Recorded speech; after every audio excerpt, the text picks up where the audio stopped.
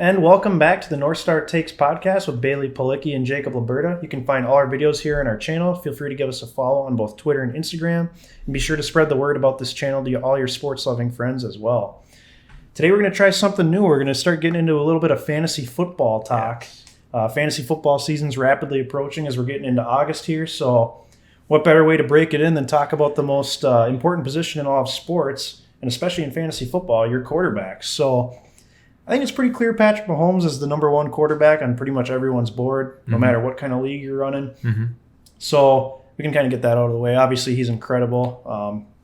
One of the best fantasy quarterbacks ever. Yeah, I feel like the best. There's no conversation there. No. He's number one. If you don't have him as number one, you're just clickbait. But for sure. So let's get into it. I know you got your rankings over here. So who do you got after Patrick Mahomes? yes, I got the proverbial big board. Oh. So 2 through 5, I got starting at 2. This might be a little controversial for some people, but I got Dak Prescott there at 2. Okay. And I got Josh Allen at 3, Aaron Rodgers at 4. Then rounding up the top 5, I got Kyler Murray. Wow.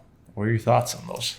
I kind of like having Dak at 2, assuming he's healthy, because if you remember last season before he broke his ankle there, he was leading the league in passing yards, and it wasn't even close, honestly. Dallas was just throwing the ball all over the yard. He's got 3 really good receivers there. It's a passing offense for sure, and Dak was just phenomenal last year. So as long as he's back, he's healthy, he's got good rapport with his receivers. I don't see it being an issue there. So maybe it might be a little bit of a stretch to have him over Josh Allen. I mean, Josh Allen was great last year, but he also has to prove that he can demonstrate some sort of consistency. I had both him and Kyler Murray on my fantasy team last year, which was incredible, but they obviously both took huge jumps. Yep. But yeah, Josh Allen was incredible last year, and I don't know if he's capable of replicating how good of a season that was, but it'll be interesting to see for sure. Having Aaron Rodgers in the top 5, I think, is smart. I mean, after winning the MVP last year, he was one of the best quarterbacks in the league, if not the best. So obviously you have to have him in there. He was phenomenal. Him and Devontae Adams are one of the best duos in the NFL.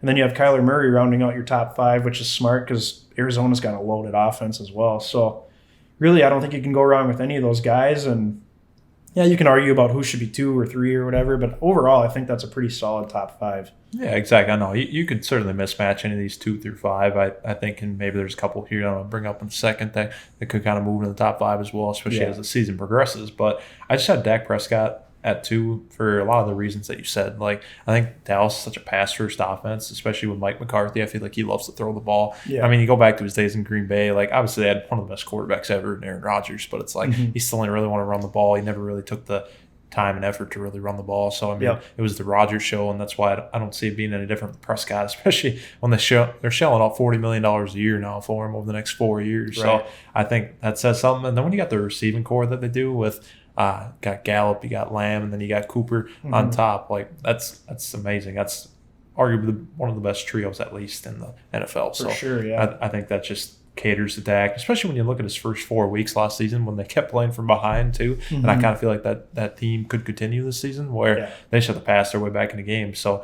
Dak is going to feast on that, especially in garbage time. So in a way, it could be a little bit better Kirk Cousins as far as racking up the garbage time points. Yeah, I could definitely see that with, like you said, how horrible that defense is. So exactly. And then, like you said, it's a little hard to bet against Josh Allen just because, he had the great season last year. But my issue is that nobody usually puts together back-to-back seasons like that. That's true. I just feel like the Bills have to regress. Like, I feel like there's nowhere to go but down now because they had that great season. There's no more surprises with them. Like, you have to give them your best shot now, especially with a little bit of the controversy going around their locker room. I feel like that could hinder things a little bit too. So I think that's another underlying trend here. But I also think I like moving on down to Kyler Murray there rounding out the top 5. Because Rodgers just an old commodity, but Murray I like just because he's getting better and better, and it's just, I think, third year in the league. Yeah. So I think he's just getting better and better, and he's gonna have a good season and then get paid. So I think that's always a good recipe for success. But kind of moving down the list a little bit here, going 6 through 10 real quick. I got Lamar Jackson at 6. I got Russell Wilson at 7. I got Matthew Stafford at 8. At number 9, Joe Burrow. I did this before I heard the report came out that he has not looked good in training camp coming out the ACL injury. Real quick, just round out top 10. I got Justin Herbert at 10, but Joe Burrow might move down the list a little bit now. But what are your thoughts? There's 6 through 10. Who do you think stands out the most? Yeah, I was going to mention I would maybe slide Justin Herbert up a spot or two. I mean, it'll be interesting to see like Matthew Stafford with the Rams. Obviously, they have great receivers as well. That could be the X factor of the NFL season. Exactly, and they got Sean McVay, the offensive mastermind. So, yeah, Matt Stafford could be a massive fantasy quarterback this season, but at the same time, he always gets dinged up. He's always just kind of like a middling quarterback. Granted, he's with the Lions. So, and for what it's worth, he's a little bit older now. He is, yes. So, like you said, we don't really know what we're going to get out of him and the Rams this season. So, that's going to be an interesting one worth watching. I think, yeah, you have to have Lamar Jackson or Russell Wilson, if not in your top 5, right outside your top 5. I mean, those guys are just so rock solid with both the run game and pass game. Especially Lamar Jackson, the dual threat part of it. In most standard scoring leagues, he's one of the top quarterbacks there is. So exactly. Yeah, Joe Burrow, he might have to slide down a little bit. I noticed you didn't have Tom Brady there in your top 10. So yeah.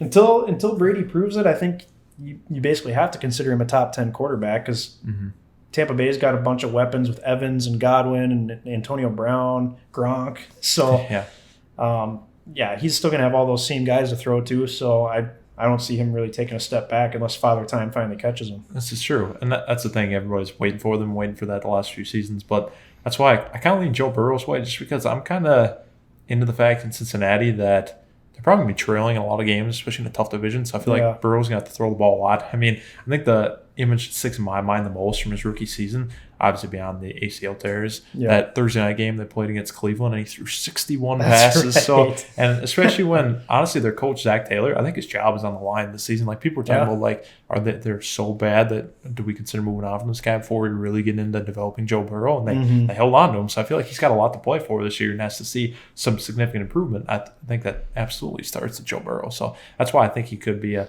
recipe for success here in this fantasy season. Yeah, that is an interesting thought, and you kind of have to wonder if maybe Cliff Kingsbury's in kind of the same spot with Arizona, where if they don't take a major step forward this year, and I kind of felt like last year even Cliff Kingsbury almost kind of held Kyler Murray back a little bit with just some of the goofy play calling, just weird situational stuff that the Cardinals did. I felt like they could have won a couple more games than they did last year. So just kind of rounding out your top 20 here, what are some of your highlights, some interesting guys you may have sprinkled in there that might be worth drafting as at least a backup quarterback? Sure, yeah. You already mentioned Tom Brady there at 11. I think he's very solid starter. He's very consistent, especially going into year 2 in the system with a lot of weapons. So I think he can't be ignored. But the Vikings fans I got Kirk Cousins at 12. Maybe that's a little bullish. But, I just think this offense is pretty loaded this year. And if the offensive line actually gets better, I think Kirk should have a phenomenal season. Like I said before, I'm putting my stake on him winning the MVP this year. Yeah. So, a long shot, but I think he can do it. But moving on, I think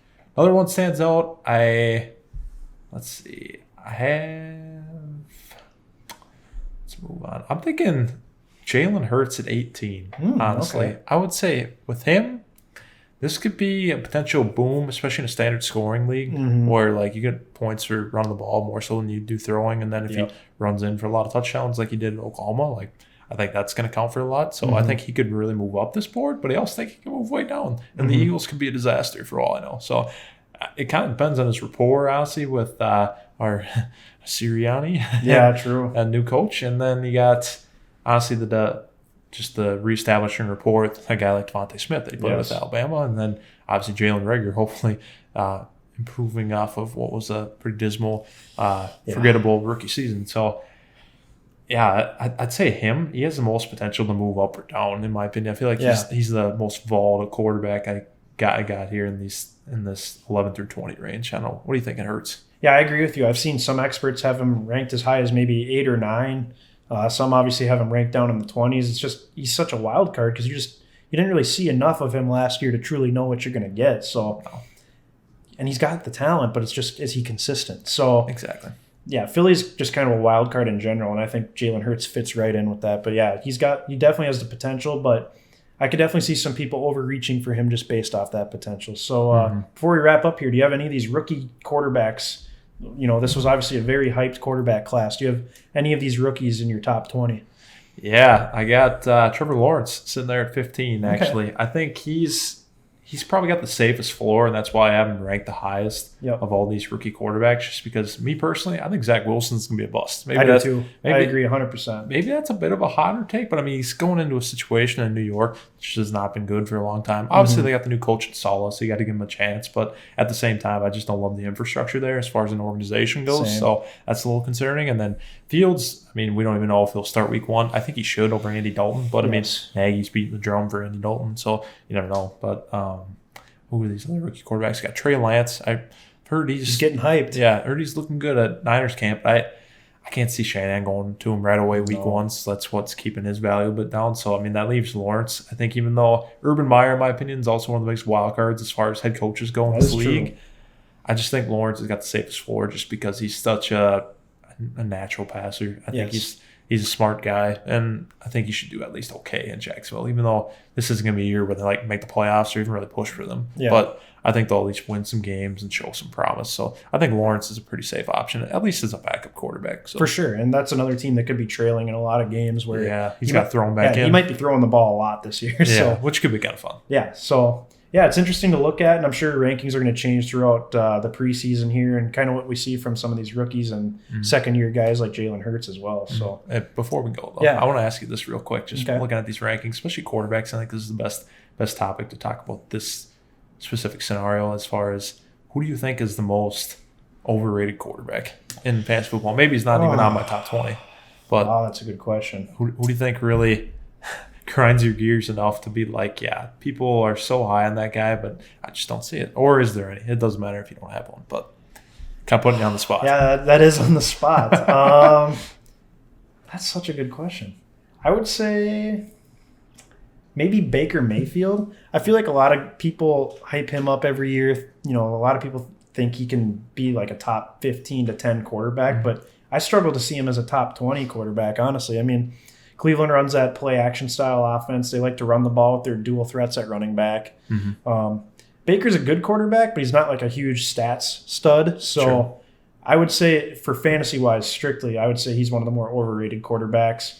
You could maybe lump like a Ryan Tannehill into that equation as well. He's good, but stats wise, I don't think he's incredible. So how about you? I totally agree with that. Actually, I'm a Baker guy myself, honestly, and I love that the Cleveland Browns honestly have one of the better rosters in football. But at the same time, you got to consider, like I was talking about with the Bills, I think the Browns are kind of in the same bin. Yeah. That they're primed for regression. Like they went 11-5 last year, and Browns haven't done that in how long? So I think they could definitely be taking a step back. So Baker could kind of lead the way as far as most overrated quarterbacks. But if I was to single out anybody else really here, I think maybe this isn't really that overrated of a quarterback, but I'd maybe say Tua potentially, just because I think, I don't know, I've kind of lost a lot of hope in him just because he was kind of rocky last year. But at the same time, I gotta be able to wait guys out and give him a second chance. Right. Like he's only going to the second season, he even started the whole year last year, so like gotta give him a little bit of chance because nobody, I guess, is really sticking out for me as far as